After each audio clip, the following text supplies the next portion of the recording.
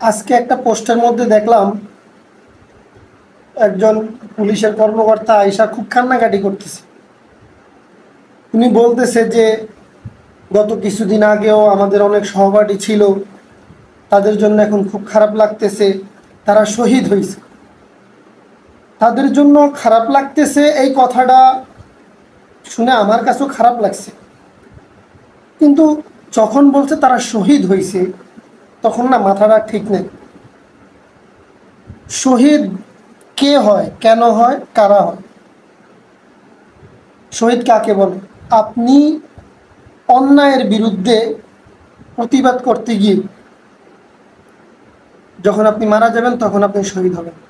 এখানে police police বাহিনী কি অন্যায়ের বিরুদ্ধে প্রতিবাদ করতে গিয়ে মারা গেছে? মারা তো গেছে ছাত্ররা অন্যায়ের বিরুদ্ধে প্রতিবাদ করতে গিয়ে তারা মারা গেছে। তাহলে শহীদ হইলে তো তারা তারা শহীদ হবে, পুলিশ কিভাবে শহীদ হবে? আর এখন কেমন জানি এই পুলিশ নামটা শুনলে নিজের অজান্তেই মনের মধ্যে একটা ঘৃণা জন্মায়। এটা কিন্তু এই যে ঘৃণা জন্মানো, এটা কিন্তু তাদের নিজেদের কর্মফলের কারণে। আজ জনগণ তাদেরকে ছিছি দিচ্ছে, তাদেরকে ধিক্কার দিতেছে, তাদের তাদের নাম শুনলে ছিছি করতেছে।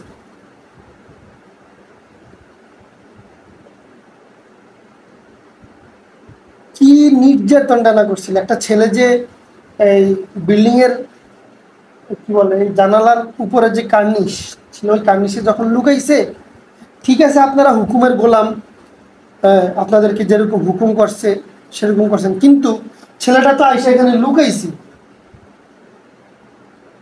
ওইখানে গিয়ে আপনি তাকে গুলি করে দিলেন। মানে আপনার ভিতরে কি মনুষ্যত্ব বলতে কিছু নাই? এখন আবার আয়শা কান্নাকাটি করতেছে যে তারা নাকি শহীদ হয়েছে। তার মধ্যে যে রাজারবাগ একজন সম্মানিত পুলিশ কর্মকর্তার মুখের বিবৃতিতে যেটা শুনলাম, যে রাজারবাগ পুলিশ লাইন্সের ভিতরে বেওয়ারিশ সমানে ছাত্রছাত্রীদের লাশ পড়ে রয়েছে। এই যে গুম খুন হত্যা, এই যে কয়টা দিন চালাইছে, তখন আপনাদের বিবেক কোথায় ছিল? এখন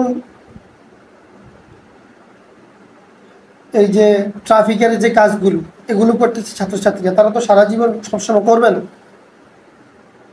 এগুলো কে করবে? পুলিশ। কিন্তু পুলিশের নাম শুনলে তো একটা ঘৃণা জন্মায়। যারা এতদিন সাধারণ নাগরিকের উপরে নির্যাতন নিপীড়ন চালাইছে তাদেরকে বহিষ্কার করা হোক, তাদেরকে এই ধরনের কোনো দায়িত্ব তাদেরকে দায়িত্ব থেকে বহিষ্কার করে তাদেরকে আইনের আওতায় আনা হোক। আর বাংলাদেশে যেই পরিমাণ শিক্ষিত সমাজ বেকার আছে, তাদেরকে তাদের যোগ্যতা অনুযায়ী চাকরির ব্যবস্থা করে দেওয়া হোক। আমি জীবনে একবার থানাতে গেছি, সেটা হচ্ছে আমার বাড়িতে একটা গন্ডগোল হয়েছে, আমার মামাতো ভাইয়ের গায়ে একজনে হাত তুলছে। যাই হোক, এটা আমাদের বাড়ির একটা ভুল বুঝাবুঝি হোক বা অত্যাচার হোক বা অনাচারের মাধ্যমে আমার মামাতো ভাইয়ের গায়ে হাত তুলছিল। তখন থানাতে যখন গেছি,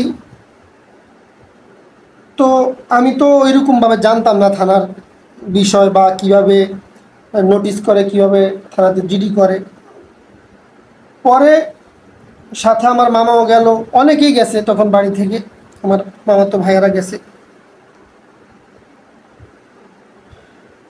তখন যখন অভিযোগ লেখা হয়, যে অভিযোগ লেখে তাকে 2000 টাকা দেওয়া হয়েছে।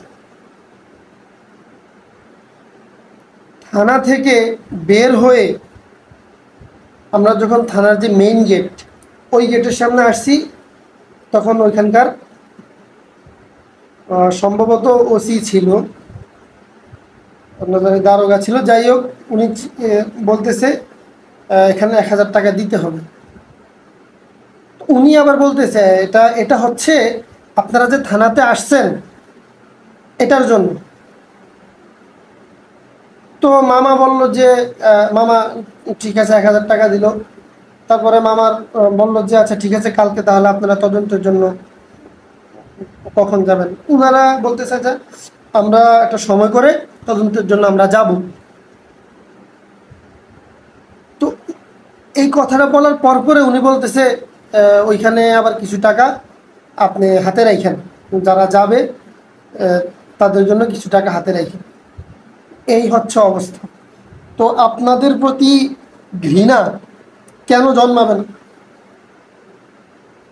মানুষের প্রতি নির্যাতন, জুলুম, অত্যাচার এটা সর্বোচ্চ পর্যায়ে আপনারা নিয়ে গেছেন। এখন যারা দায়িত্ব প্রদানে আছেন, সরকারি দায়িত্বে যারা আছেন, সরকার প্রধান যারা আছেন, এই ধরনের নির্মম নির্যাতন যারা করছে, ক্ষমতার অপব্যবহার করছে, তাদেরকে চাকরি থেকে বহিষ্কার করে তাদেরকে আইনের আওতায় আনা হোক। আর যে সমস্ত শিক্ষিত ভাইয়েরা টাকার অভাবে হোক বা দুর্নীতিতে শিকার হয়ে চাকরি পাচ্ছে না, বেকারত্ব জীবন যাপন করতেছে, তাদেরকে অতি শীঘ্রই যোগ্যতা অনুযায়ী তাদের চাকরির ব্যবস্থা করা।